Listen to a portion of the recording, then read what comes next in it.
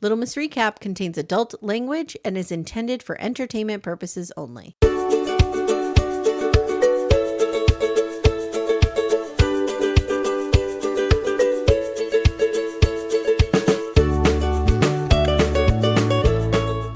Hi, everyone. Welcome to Little Miss Recap, the podcast with Boss Man. I know all about Boss Man and his childhood trauma, Axel. Oh, the boss man. I love the boss man. It's so funny because every time they flash back to that scene where Steven Sr.'s in the car going, she don't even let you take a call after. I always hear it in your voice. I do too. Look, we have something in common. It's oh my God. This show and these episodes were, I mean, just something special. There needs to be a season 2. Oh, there needs to is. be. I looked it up. There's going to be a season 2. There's going to I haven't seen an official press release. Right. The word on the street is, oh, they're filming. We saw cameras. So they're doing a season 2. All right, good. I have a huge conspiracy theory that I'll get to. But first I want to talk about, I am watching and I'm loving Dark Matter on Apple TV. And I need to know if you're watching it and how you're feeling about it. Well, I read this book a while. What's the author's name? I think Blake Crouch. Is that his name? Or something like that. Yeah. Couch or Crouch. I read this book Let's just call him Blake Crotch. That fits the McBee Dynasty. There we go. A real American cowboy. He did Wayward Pines. Remember that with Matt Dillon back in the day? Did I see that movie? No, it was a TV series on Fox. Oh no. Okay. I was thinking of a movie. No, I didn't see it. Okay. There may have been something like that around but anyway, they did 2 seasons. The first season was Matt Dillon. The second season was, I think, Jason Patrick. Oh, but it was bonkers. It's like a mystery. Like a guy wakes up. Where is he? Right? The town is weird. What's going on? He slowly has to figure out what's happening. And when he figures out what's happening, it's so crazy and I love things that go over the edge. I read the book. This took a turn. This is good. I'm on episode 8. How many did you see so far? Any? My wife and I were watching it. She ditched out on episode 3 or 4. I think I'm on 5 or 6. Okay. 8 takes a turn. That's all I'm going to say. Well, I think I know. Turn I didn't expect. Having read the book, I know that what happens towards the end. Okay. But I will say this. I loved one of my favorite sci-fi shows of all time was Sliders. I love that was great. The idea of I love the multiple universe stuff. Yeah. So this is great for me. I wish we spent a little more time exploring all the different realities, but I know what you're talking about. It's really good. And just as a writer, so when you're translating this from the book to the screenplay, I'm like, where are all the signal posts? Like, I'm like freaked out. Like, how are you going to keep track of who's the bad one, who's the good one? And they're doing a good job visually with that, with the scar on his nose. Yeah. So but like now we're in episode 8 and that scar's healed. And I'm in trouble. It's like when my twin daughters, when the one lost the strawberry, we were like, fuck, what do we do? Well, I think, you know what? That's some good acting though, too, because I think that you can kind of tell even the way his body is hunched over more upright or hunched over. It's more like a menacing. Yeah. He's the confident character or he's this one or that one. So yeah, I think they did a pretty decent job with that show. Maybe the first couple episodes, they spent a little bit too much time. We as the audience knew what was going on, but the people on the screen didn't. And I think whenever you're writing or doing a TV show, movie, that shouldn't last very long. It shouldn't last long. Too long. You only have, I always used to tell my student writers, like creative writers, like you only have a short runway for that. The writer or the reader is not going to stay patient for long. Like you have a short little on ramp and then you got to deliver. Yeah, I agree with you. Feel like it's coming to you, not like you're sitting there going, "Figure it out, dummy!" in the page. Like it's frustrating. Yeah, and I mean, just to be talking about, like, I really struggle with scientific terms. Whenever things get too sciencey, I'm like, I don't understand. So like all this superposition stuff, like they're saying it in a way that I'm understanding it. So I'm like, okay, all right, I'm here. I'm See, still that's with it. my jam. I am a hard sci-fi nut. That's I grew up my husband's jam. Arthur 100%. C. Clarke is my favorite of all time. And his books are just like, some of them for a couple pages, it'll just be like a manual, like you're reading like a scientific manual. No. That's like the 3-body problem. Did you watch that Netflix I watched show? it. I loved it. Okay. Yeah, I'm a huge fan. I read all those books, Mm-hmm. and there are literally 30 pages of just like you're in a science class that someone is lecturing you. Here's how it happens at my house. So we watch 3-body problem, and they're at the part where they're starting to explain what the 3-body problem is. They go through it. I hit pause and I say, Timmy, can you tell me what they just said? And he'll like dumb it real down for me. Like, okay, here's what it's like math to me. I understand human dynamics. You want me to break down Shakespeare? I can do it. This stuff, my mind just doesn't work that way. That's interesting. Yeah, that's I can't get it. Very basic science, I'm okay, but I really have to be walked through it. I like the concepts, but the math I can't do either. I guessed on my a thing that I like to tell my son, who sometimes doesn't do good in classes, is on my SATs, and this is an example of the kind of person I am. I guessed on most of the math questions, and I got one wrong in English. I think at the top, what was it, like 1600? I had a 790 verbal. Yeah. And I had a 310 or 350 math. It was the same way. I was the same way. I think 1400 was maybe no, I think you're right. I think it's 16. Because I think I ended somewhere in like the 10 to 11 range. And it was the same thing. Like English knocked out of the park. Yep. And then math, like, are you sure you passed second grade? What's happening? It's fractions. I don't get it. What is that one on top or bottom? What does it mean? We don't need it to talk about Steve McBee. We don't need it. That's true. I'm sorry. That's true. Let's get to the McBees. Here we go. All right. So we're talking McBee Dynasty season 1, episodes 9 and 10 today, which is the end. And hopefully we'll get a season 2. And when we do, I'm going to be begging you to come back and talk to me about it. Because people are loving having the male perspective. I appreciate it. Yeah. I've been loving talking about it. Okay. So episode 9 starts with Calah and Casey heading over to Allie and Jesse's new house. Now they have, did you spot this? They're bringing crumble cookie. Do you guys have a crumble cookie near you? We might. I try to stay away from too many. Oh, okay. Okay. So crumble cookie, if you haven't heard of it, people, is they make these huge cookies. They're like this big. And they're the most delicious cookies I've ever had in my life. Oh, we do have that. We have that out here in Portland. However, I will go and get like 2 of them. And they'll feed the 4 of us, right? She comes over with a dozen. I'm like, where are all those crumble cookies going? What's happening you're drinking all that beer. You need to wake up with some sugar.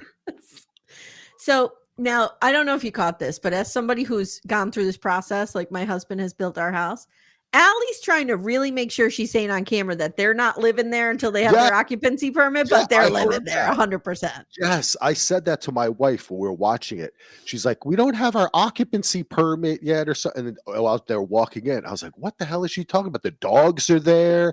They're setting up. And then she's like, oh, Jesse likes to go in this steam room. Oh, I thought you weren't living there. What is he doing? Like, I'm totally, I see you. Yes. So the house is enormous. There's a lot of wedding talk. This house is crazy. They have a shuffleboard. They have a movie theater. They have popcorn and candy. Like, what? This is for 2 people.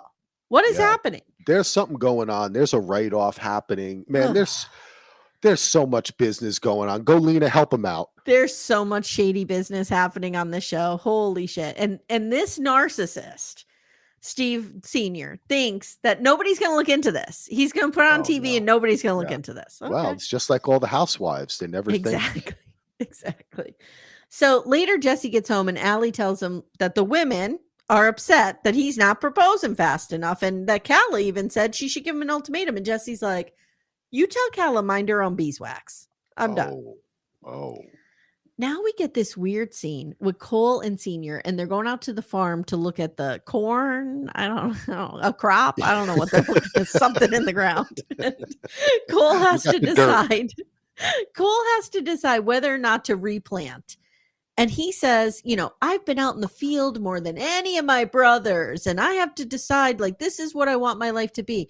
And basically, Dad starts saying to him, I was making decisions and running shit when I was 22 years old. I know, the cult continued. This scene is so cringe. And that look he gets in his eye when his dad is kind of going off on that. He so desperately wants his approval. So desperately. Mm-hmm. It's really sad.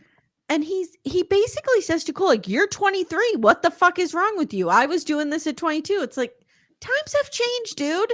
Let's chill out a little bit here. When he said that, what the thing is that kind of made me think for a second, because I was like, this kid really is only 23. Like, there is an opportunity, instead of kind of lifting him up, teaching him a little bit more.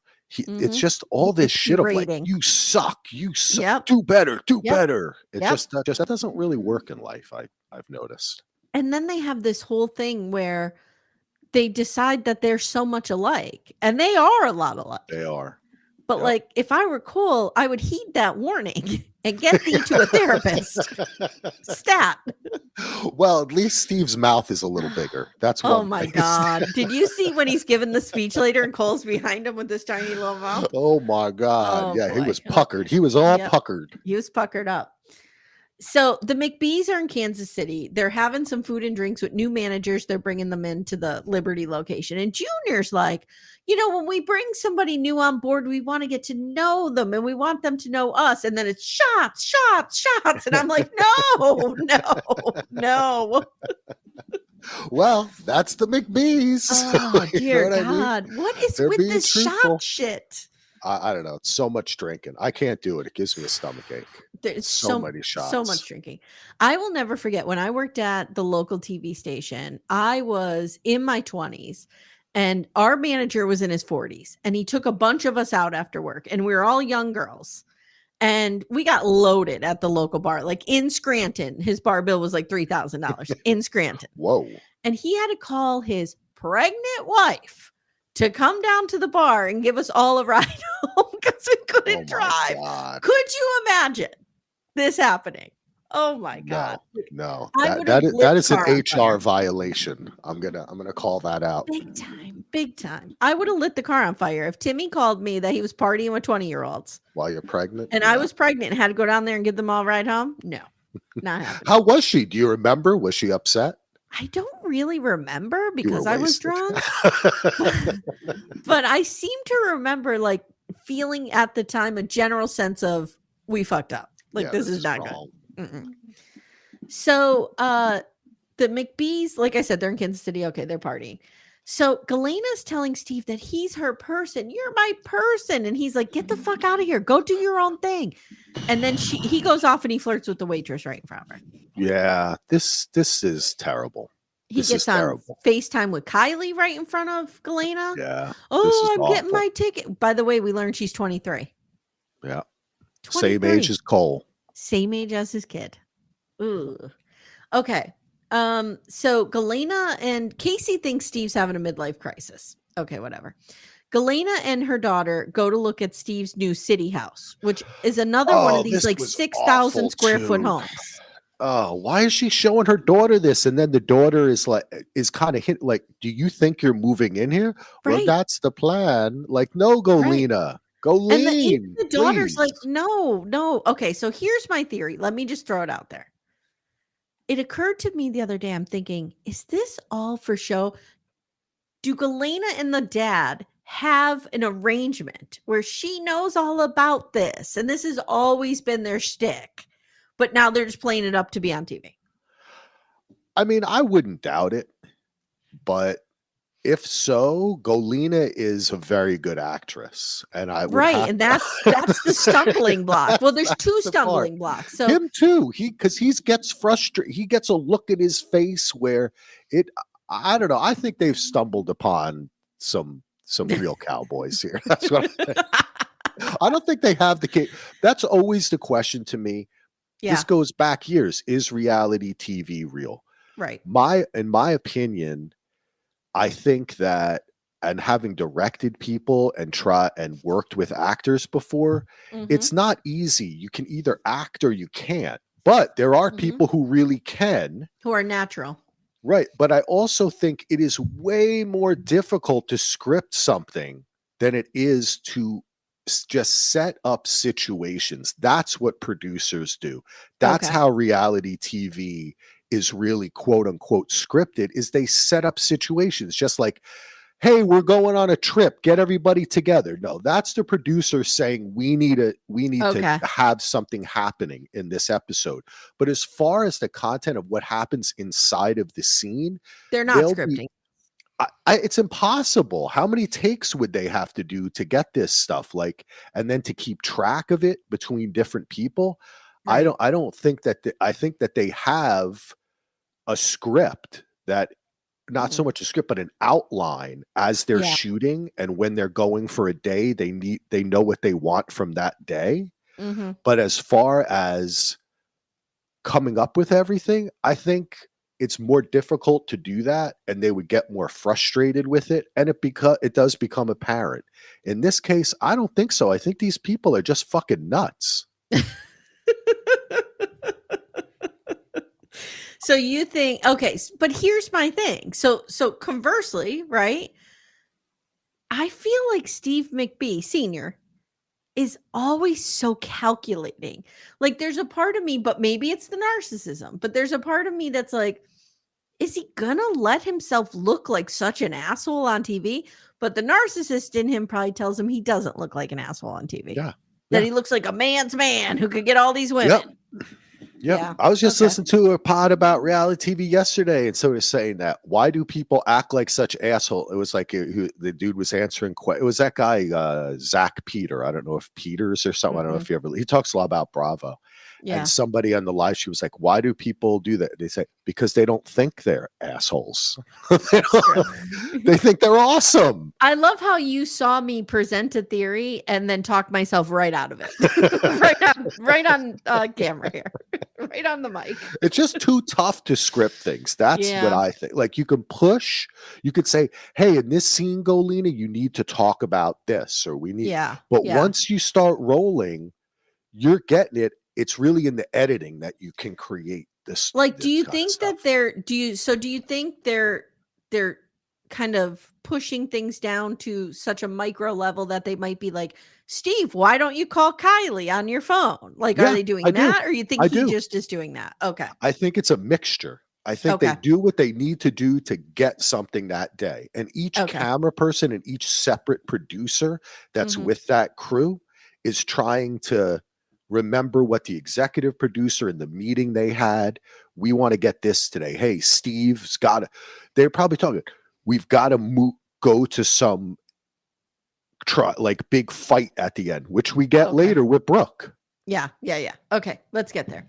So Steven Jr. and Senior are chatting, and Senior's like, Galyna wants a relationship, and Junior says, I don't understand what's going on. Like, neither of you are happy.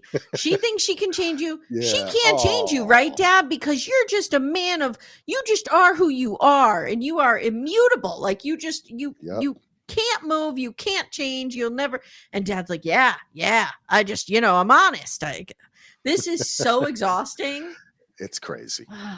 But I have to say this though, in this episode, I felt like there was that push from Junior to kind of, because he talks to his dad and he talks to Galyna, and it's kind of like he's trying to kind of get it together. They are pushing this towards a conclusion, which I feel that's why we do have to remember, like we talked about the guy who executive produced and created this show. He's been doing this for years. Yeah. You got to create an arc. Well, he has a gold mine here. Keep pumping these seasons out because I need it. So now we see Senior taking Cole to the bank to borrow money in a way that this would never happen in real life ever. This is so weird. This was you're giving me your word? Okay, here's $500,000. Like, no. And even the bank guy was like, he had like his his glasses in his mouth or something. He's like, okay, Steve. He's like, this is so casual. They're like, make it casual. Yeah, this was a John Dutton thing. Like, no, just give me the money. I'm giving.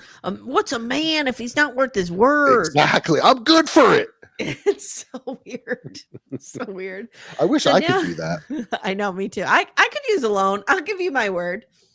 So Junior has a heart-to-heart with Galyna now, like you talked about. And she's like, I put on a good face, but at the end of the day, I'm human and I'm so committed to him. And she says, I'm not trying to change him. I'm just having a hard time living with what he is. Well, girl, I don't know. What does that tell you? Galyna's off a rocker. This episode, and especially what happens at the I was already teetering, like my empathy was waning. Yeah. But it's like, how many times can you hit your head against the brick wall, Galyna? Like, this is wake up. Yeah, Galyna. She's not like a sloppy divorced Amy Archer in her 20s. Like, this is a grown woman. Like, you should know better. So Junior now says, okay, so this is the thing. Okay, they talk about his childhood trauma. Childhood trauma alert. Here we go. Yep. Senior's mother went to a fortune teller / palm reader, unsure. Yeah. And they told the mother that her third child would be nothing but trouble. And since he was already, a pain in the ass, she was like, get out. And he was like 12 or 13 years old. This is nuts. And explains a lot, of course, the way his he view of women perceives with, but also the relationships he seeks out, and this what he's doing with Galyna. Yep. That was, but also he's like, believed in strange things. Like, what was he talking about? I wanted to know more about it. I'm interested in Steve McBee's mom. So I was thinking to myself, is this, how they call, like, when a parent abandons you, it's like, especially the mother, it's like the mother wound, like you never fully heal from it.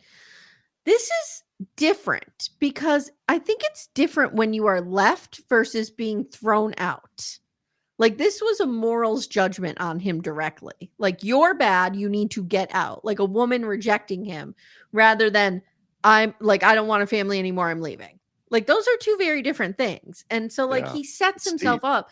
They always say, like, when you don't work on trauma, you just repeat the pattern. So he's setting himself up to be rejected by all these women in different ways because he'll never give them what they want. So they're going to reject him. And that's the dopamine hit for him.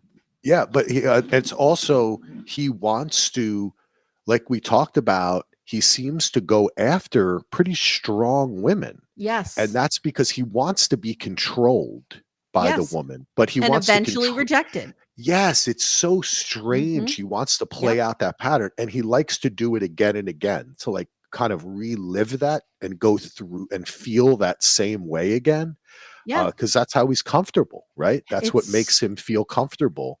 That kind of relationship. It's really, it's very sad. We need to, like, airlift a therapist into there immediately.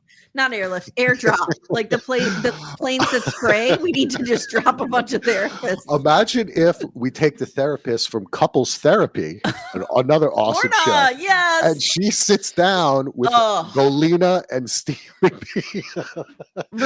Do you remember? I know we were talking about this in the Facebook group, but you've met Mao by this point, right? Yeah, that's where we finished season 1. Yes. She's met her share of a complete narcissist. She could work her magic on Steve McBee, I firmly believe. If there's anybody who could solve this, it would be Orna.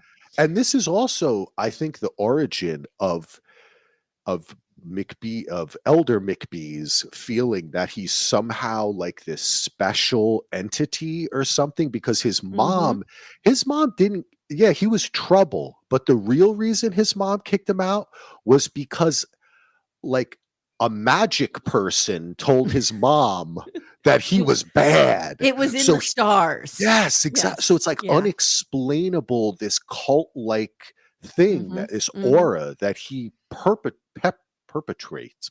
Yes, right? Yes. There you go. Yes. Around him. It's very interesting. Look, my gram was into palm reading astrology. I talk about this a lot. Like, when my grandfather died, she was widowed at 42. So she, like, got real into this. And she used to read my palm all the time. And to my understanding, and this is very basic, palm reading will tell you, like, how many kids you're going to have, how independent you are, stuff. I don't remember her ever being like, your third child is going to be a menace to society. Like, I don't feel like you get that much information from a pop. It's like, that's just a cut I got yesterday. Like, I'm thinking mom just went out, had a couple drinks, came home and said, guess what you're a pain in my ass. Yes, I don't know. I think mom had some mental health issues. Yes. And she told him it was an astrologer, and there's probably other things involved. Probably. We get this weird scene, speaking of things we don't want, with Cole and Casey, who go and talk about how they need to spice up their sex life. You're 23. That's what I said all the time, often. That's what I said. Oh my God, that's the same thing. I paused the TV and I turned to my wife and go, if I fucking needed to spice up my sex life at 23, I don't know if I'd still be alive right now. I know. Like, are you kidding me? At 23? No, I mean, no. You don't need help in this area at 23. Not need any help. No. But then again, they have been together since they were 3.5 years old. That's true. That's true. They've already been together 20 years.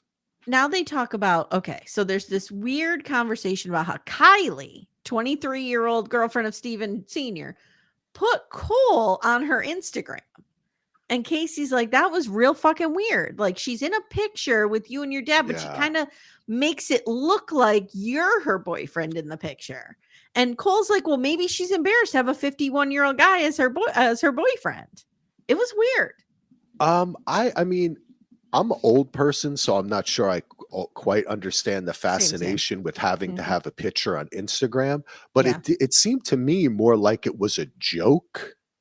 Like, her friends knew she was with the old guy, so she took a picture with the son that was the same age. Yes. And I don't think that I don't think she got the joke. Of what was going I think on. it was just, I don't think he did either, honestly. I think Kylie is a woohoo girl. We've talked about this. Woohoo! And I think she's just taking pictures of who she's partying with. Like, I don't think she's think she's putting much thought into this. No. But Casey's not happy about it because Casey is not on Cole's Instagram and she wants to be. Yeah. Poor Casey. I like Casey. I like Casey too. So, and believe me, she's the best he's going to do. He needs to lock that down. Without a doubt, because he got her from the I was going to say the afterbirth of his high school football career. That didn't come out right. The aftermath. The aftermath. The afterglow. The afterglow. Exactly. Yes, that's another thing I said to my wife during the scene. I was like, hey, let's not forget, this guy was the hero of this town. He was like the champion high school football quarterback. And I live in a town like that. Yes. And I'm telling you. That's huge. Yes, it's huge. Yeah. It's huge. So she got him. I mean, she'll be thinking about that when she's 60 years old. She'll be like, I'm a high school quarterback. It's like a little ditty about Jack and Diane. Exactly. Yep. Yeah.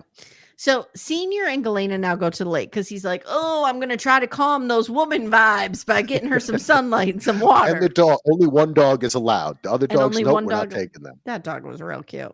It was. And he gets her in the sun. Then they get on deck. Now, here's where I thought, okay, this is real. Because she starts saying that she's upset that no one is proud of her. And that it stems from her childhood where her father was never proud of her. And I was like really moved because she looked like she was going to cry. Yeah, she did. And Steve knew about this too, because in his interviews, he echoed that. Mm-hmm. So they've spoken about this before. Yeah, I think they're fine. I think they've always, how do I say this? I think this has been a long ongoing saga for like get off on 10 years. Is that what you're trying to say? Yes, somewhat. I'm not against what you're saying. I think that we know it's murky with the mom, how long Galyna has been around. Mm-hmm. She kind of mentioned being the other woman and part of the family. And Steven Jr. hugs her and says, I love you. Yeah. Like they're close to her. Now, they did a quick close-up where it looked like he had a tear in his eye when he was talking to Galyna, where he was saying like, this has hurt you. You're getting hurt, you know? Yeah. And I really think I don't know. Maybe there's a future there with Galyna and Junior. Not if I have anything to say about it. Real love match. It's gonna be you against Galyna. Amye, Galyna. Oh, I'll get there, but she gets a look in her eye later. I wouldn't go up against her when she does that evil laugh. Like that chills me. So now he assures Galyna, like, I'm proud of you. You're amazing, but he doesn't tell her like what she needs to hear. He's just kind of assuaging this insecurity of hers. So the producer says to him, Steve, I know you're in love with Galyna, or I know you love Galyna, but are you in love with her? And he's like, love. What is love? I don't know what it is. That's a hard thing to say. Yeah, he can't commit to this. But he also says to Galyna, if there was one person, it'd be you. What a mind fuck that is. So my therapist has this little analogy she uses all the time, and she says, people like, I don't know how to describe the beginning of this, but in other words, like in a toxic relationship, one person usually has like a fish hook into the other person. Yeah. And this is him just putting that hook in and making sure that hook stays there. Every time she tries to get free of that hook, and by him saying to her, you would be the one, she's hearing, you just have to stay long enough. You have to stay long enough, and someday he'll realize, and I'll be here, and I'll be the one. That's what she's hearing. It's and he knows that, diabolical. And it's not fair, and it's not right. But it seemed genuine to me, and that does seem so. If that dynamic exists, that's the one I believe exists, right? Where it's just forever that push and pull. Like it's not I don't know that they would ever have an agreement. Like I don't think they're going to be on couple to throuple. I think that they get off on this energy. Yeah. They get off on the fighting. We've all known couples like that who think it's cute to fight. Hey everyone, stay tuned. Little Miss Recap will be right back after these words. So Galyna gets a call from Greg, and guess what? The deal is no good. Shocker. I mean, you just had shocker. You just had a wrestler attack you, and you're not giving them $150 million. I can't believe they're not giving them $100 million. Oh man, they've got car washes. They have. There's something. Wait a second. Did anyone give Greg the beef jerky? Did anyone give him the Apex beef jerky? If he had, there's 6 varieties. Okay, what is that? Are we just doing a commercial in the middle of this, or is it an MLM? Like, okay, that's his cup. That's another company. That's what my wife said too. Every time there's like this meat processing plant, it's my baby. It's always Steve Jr.'s baby. Yeah, he's the one running the show here. He's running the show. So they can only do 20 million. And Galyna's like, no, we can't do that. And she decides to not tell Senior. Okay. So but also she looks past the fact that at least they want to give him 20 million. That's something. Take 20 million. Nothing. I would take it. Yeah, seriously. So now we end with the most setup scene ever. Brooke is coming over to pick up the keys for the Nashville place. This is when this is what I mean by, come on, she wasn't even going to come out. She's in an office. They have to go up and go, Galyna! Right. Tessa could have just walked out, handed Brooke the keys, and Brooke could have driven away. She could have just, there's only one road leading there. She could have just parked on the road and waited for her. Right. This was awful. This is as bad as episode 1 where something was stolen and they go to the person's house and they're like, do you have my thing? And they're like, no. Okay. I trust that guy. I trust him. You know how I knew? Word. If he had said it was in the Red Barn, I knew he was lying. So Brooke supposedly is going to redecorate the Nashville house. Now I sent you the link to the Airbnb of the Nashville house. Yeah, it's fucking nice. What is with the Kurt Cobain picture? Okay, yeah, I sent this to you. I'll put it in the group. But I was like, please tell me, is this Kurt Cobain? Because now this raises many questions. It was okay. That was crazy. So, Galyna, Tessa runs upstairs, tells Galyna, oh my God, Brooke's on her way here, and you would hear the doorbell or something. No, she wouldn't even know. No, she wouldn't know. So at the end of the episode, Galyna tries to call Steve. He won't answer. She has him in her phone as Steve with a bunch of corn husks. Did you see that? Did you see that every single number has weird emojis? Yes. To it? I don't know. What people sometimes when you look at a person's phone or you think about like how their internet or phone life is, it's just like a whole nother world, man. Well, that's really like Danielle Merrifield on Seeking Sister Wife had Garrick in her phone as like my lord and protector. Okay, whatever. My phone is douchebag. Do not answer. Okay, so episode 10 picks up right in the middle of this conflict. So Galyna gets downstairs and she's like, "What the fuck are you doing?" And they have this fight. Awful. And Brooke is basically like, "You're pathetic. You're Instagram stalking me, and you're chasing a man who's telling everyone he's not with you." And Tessa says, "Look, I'm no Galyna fan, but I have to side with her because you don't come after one of our own." I'm coming into this one now. This was so awful. It made, honestly, I think it made Brooke look the best. At the end of it all, I felt like Brooke came out looking the most mature out of the three of them. Yeah, because Brooke was just like, "I'm done with this bullshit." Listen, it's an age-old adage. You don't go after the person your partner cheated with. You go after your partner. If you right. She didn't agree to be in a relationship. I've never in my whole life, and I have been cheated on. I have never been mad at the person who screwed my girlfriend. I was mad at my girlfriend. I didn't make an agreement with that dude. And Galyna kind of says that later. She's like, "I know this isn't Brooke's fault." But like you're attacking her in the moment. Blame her. It's and what she calls her, and she says, "You look old, and you're nothing. You're worthless." And then, but remember when she first finds out, she says something really interesting. She's like, "These fucking artistes, these artistes." Who said this? Galyna. When Tessa first tells her, she mumbles something like in Russian, like I don't know. Like these bullshit artistes. It was very okay. Yeah, she went off, and I think she called her his whore. Like a couple episodes which she has. This is where it loses me because this has nothing to do with Brooke. She should actually, Tessa, and Brooke, they should have formed like a triumvirate, like the first power. Against Steve, because we know Tessa's in love with Boss Man. I mean, come on, they hit it back in the day. Right. She even got kicked in the head for him. Brooke isn't going there to deck. I felt bad for Brooke. She had a couple friends that were coming to that apartment with her. She was going to hang out, have a nice weekend. She's going to get the keys. He's never going to let this stand. He'll go over and give her the keys because he's got to be the big. He's got to show up and be the big man. With the keys. Here we go. This was sad.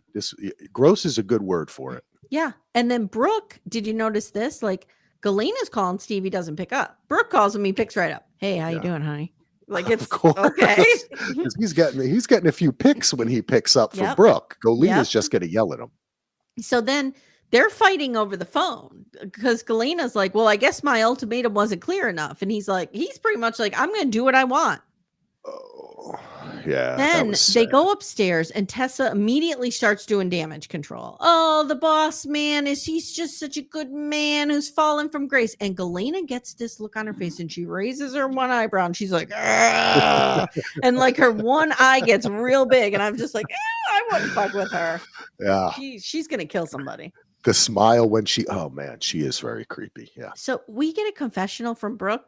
Brooke's looking a little rough. Brooke's hair is like, I don't know what's happening. She just got assaulted by Tessa and Galyna.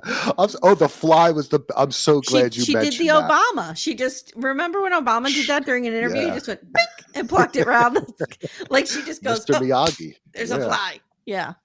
So Calah and Stephen Jr. go to dinner. His mom calls. And she's like, "Jesse asked me for the ring. Jesse asked me for the ring." They have this terrible conversation about marriage in which Stephen Jr.'s like, "But is it going to break up my bro posse? If, women and babies are going to ruin everything." And Calah's like, retrograde. Yeah, Calah's like, "I'm a fucking grown up. I don't think of things like this." It was weird. Like we've talked about this on previous episodes. Go back and listen, folks.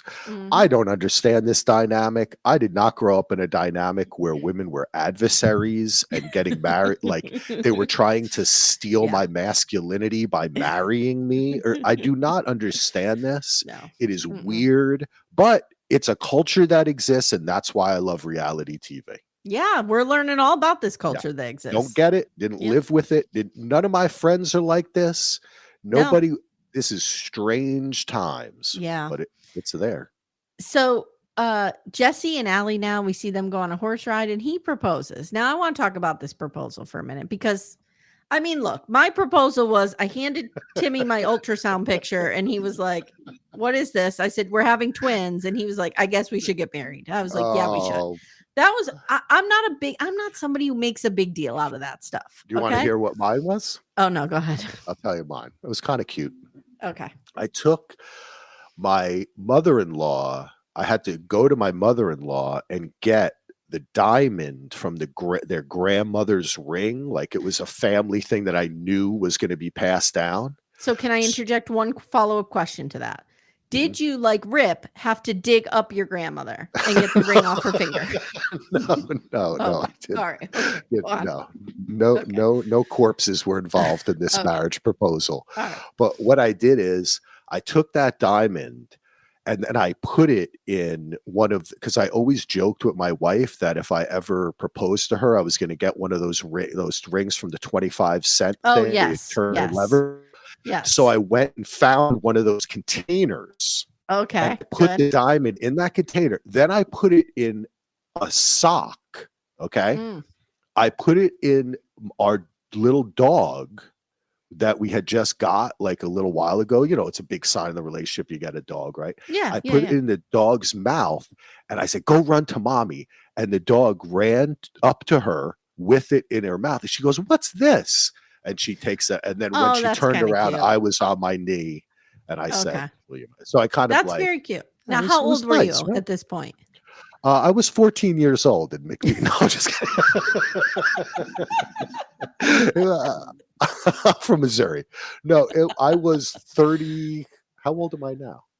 I was 35. Okay, all right. I feel like that's a very nice proposal. Very cute. Yeah. Very nice. And we were just alone at the apartment. Just, because she doesn't like the attention. She would not have liked me doing that in public.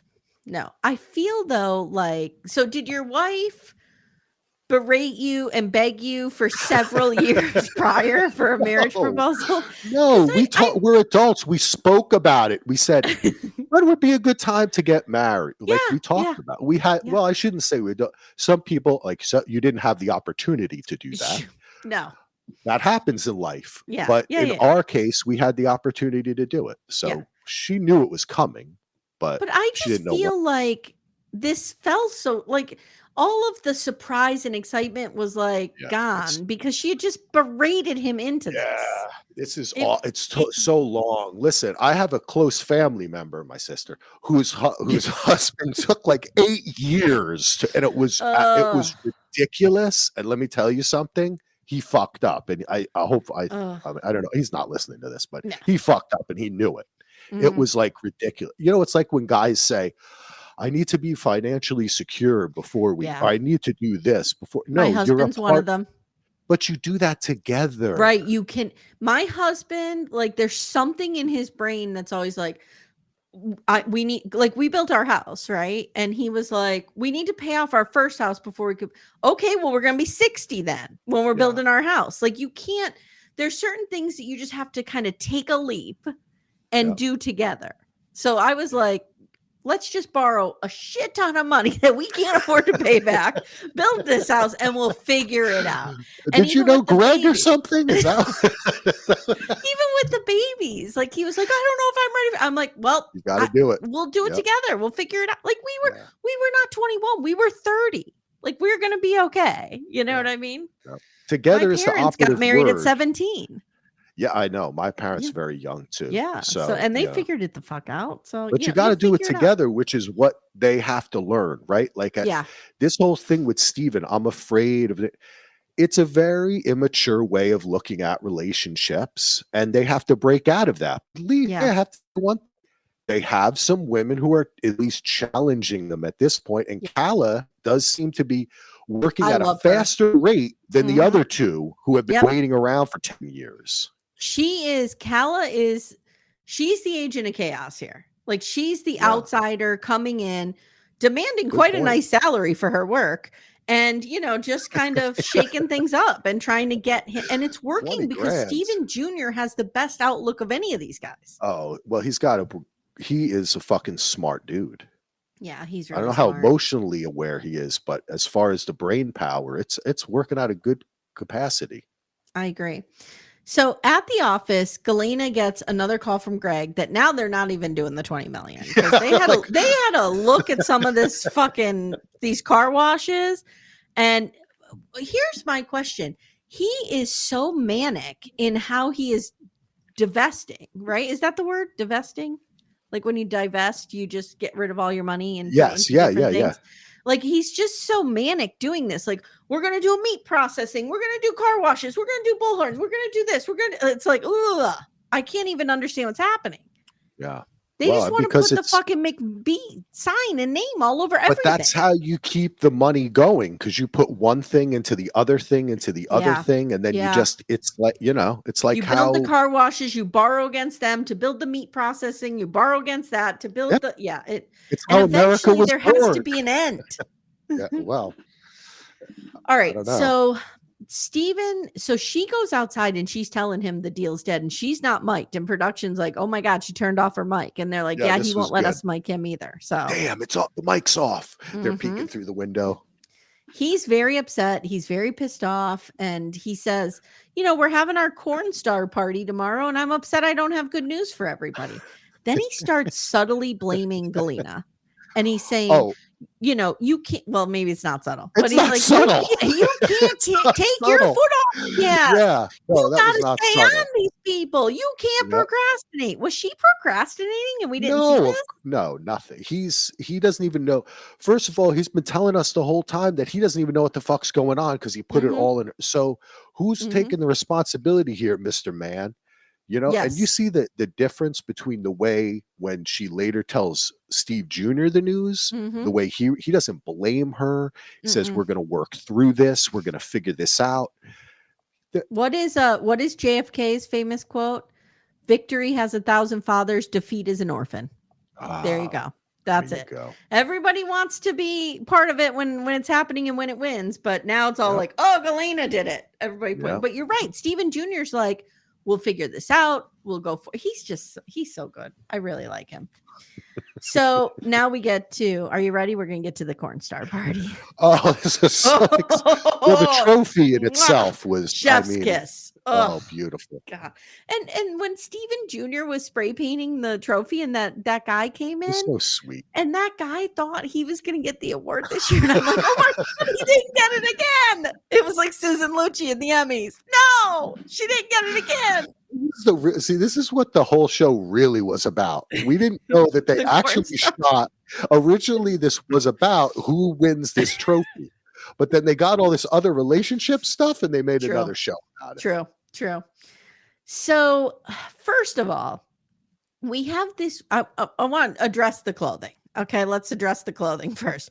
We're not political here and we don't talk about certain candidates. However, Casey has on a hat that says, Make America Cowboy Again. Yeah. And it's red. That. And I was triggered. I was just like, oh, let's not do this, please. Cool. So I admit, I was a little bit like, I was like, once I saw that, I was looking at everybody else's hat. Me too. And Cole, he just said, fuck it. And he's just wrapped himself in the American flag. It's so weird. And he has a holster on, and I couldn't tell if he had a gun. Like, is that a gun? Or is he putting his cell phone in a holster? Because he's also that kind of person. Yeah, that's true. Put it in a holster. True. So now we get this weird exchange. I don't know if you saw this with Steven Sr. and Calah. She comes in. Yeah, almost breaking her thumb. He's like flirting with her, right? He's totally flirting with her. Yeah. Well, because just before she came over, he's flirting with some 16-year-old girls at the beer table, telling them to take shots with him. He wants to bang Steve. Calah so bad he can't even see straight. And that's why he doesn't want Steven, because again, he's a narcissist who's in competition with his sons. She knows it, and Calah knows it. And I'm sure she said that to Steve Jr. as well. Then he says to her, he hurts her thumb and says, "Don't be a pussy," and walks away. All right, there you go. So he's doing fireballs and shots. And I'm like, what the fuck, dude? Are you 22? Jesus. So Galyna says she feels like she failed and she lost the deal. And now she just feels like Brooke. Like, wow. She's like, I'm just another Brooke, a loser. Another Brooke. Yeah. Okay. So Steven Sr. makes a drunk speech, and I have it verbatim here. Okay. Oh, please. All I could say is these guys have worked their fucking asses off, and I'm going to tell you something right now. If you don't love agriculture, if you're not into AG, I tell everyone I interview, then don't fucking do it. Because it's a man's job, and if you don't like the work, then don't fucking do it. Because it takes long hours and hard fucking work. And if you don't have work ethic, get the fuck away from me. Wow. Cut to the 4-year-old kid with his mom and his dad. That was... This is like, okay. I am going to mention a candidate here, but not politically exactly. But this is like when Trump gave the speech to the Boy Scouts and he was talking about throwing Hillary in jail. And everybody's like, what? It was ridiculous. This was ridiculous. Because this whole thing is like his Nashville, his bar guy personality is finally coming out at work. And people are seeing the real person. Yep. The facade has fallen. Yeah, and that's the thing. Like, they're showing different people in the crowd that are like their business associates. Yeah, and you can hear too the level. Like, people were talking, and then even when Steve Jr. was trying to talk, people were having fun. As soon as Senior gets up there, it's like dead silence. That's felt very real to me. It's kind of brilliant that this character came around to have this huge breakdown on this show. And the best part is he's doing this and he's kind of slurring and he's got like shit spilled all over from his shirt. That started early. I noticed that right down the middle. So Steven Jr. is like grabbing the mic off him and trying to get control of this situation. Jesse says, "I'm speechless." Yeah. And they're all saying, like, we've never seen our dad this way. I'm like, really? Because we have.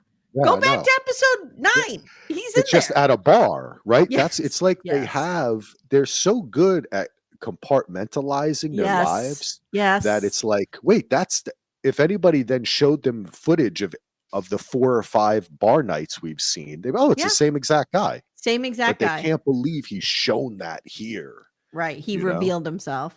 Yeah. So the next day, like I said, they're cleaning up. They're all stunned the dad acted this way. And Calah's leaving and she tells Steven, like, either we're doing this together or we're doing it with someone else. Like, now she's starting to lay on the ultimatum. He says he loves her and he wants to make things work, but the farm needs me. He's like, have you seen my dad? Did you see that nightmare? I got to clean this up. I got to go spray paint some more statues, some more corn. He's like, this is going real bad and we might lose the farm. Like, I got to deal with this shit. So now we see Senior packing up and there's like music playing and he's packing his suitcase and he's probably 100% going to Nashville to hook up with Brooke. That's exact. Of course he is. Because if you remember, where were they? No, if you remember a couple days ago, he was on the phone, Kylie, saying, I have my tickets. I'm coming. Yeah. That's where he's going. Of course it is. He's going for camouflage pants. He can't wait to take those pants off. So Junior now meets up with Jesse and Cole, and they're like, I don't know, try and fix a fence and being idiots. And he tells them, look, Dad's gone and I'm in charge now. I'm in charge, yeah. I'm the captain now. Yep. Mm-hmm. That's it. He said, I know we've had our debates about who's in charge and you may get your chance in the future, But for now, I'm in charge. Look, you could have your chance in season 3 and 4, but season 2 is going to be me. Yeah, that's what they're doing. Well, they set it up. This. They're scripting this whole thing. Yeah. They said, because we see in the first episode we talked about with the Cole talk with the dad kind of pushing it. They were trying to build to that crescendo. Yes, I think they went more with the emotional stuff and the breakdown there. Yes. And then this part, which they probably had planned from the beginning, kind of fell down a little bit. So it actually would have been a better high to end on that crazy speech. And Dad's lost it. What the fuck happened? Yes. But they added this little part, which will, they'll just probably pick up in season 2. And I wonder if Dad'll be there or they'll just wait. Like he'll just show up. Dad's back. I can't wait for season 2. Like it can't happen soon enough. It's got to come out. So it'll probably be, let's see, this came out March? So it's going to be probably December, maybe January. Like I don't think it'll be a full year, but it might be close to a year. No.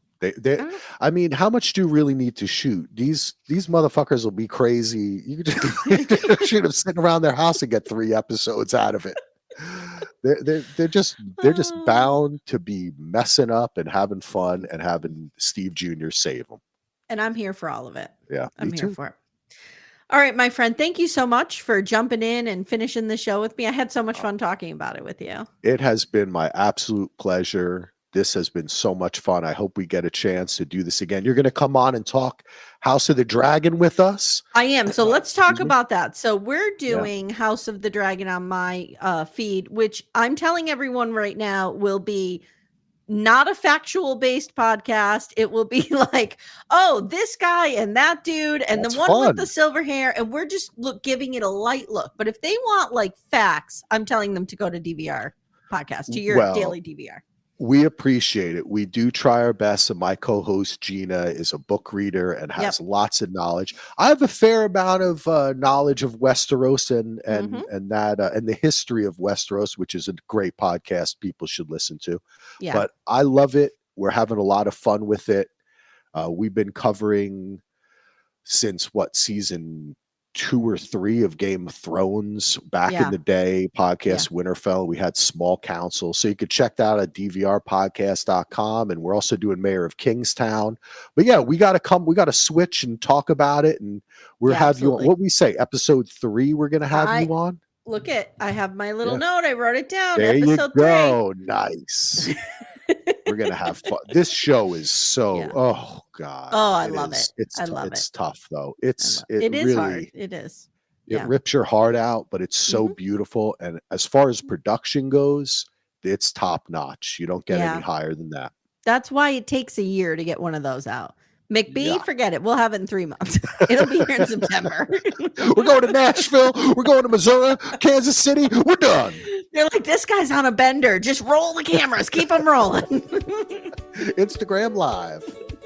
All right, my friend. Thank you, everybody. And please check out Axel's podcast. I do have it linked in the show notes. So please check him out and see what they're doing over there. And if you want to support the show, you can sign up for our Patreon, Supercast, or Apple subscriptions. And we appreciate it. Thank you again, Axel. And we'll see you guys soon.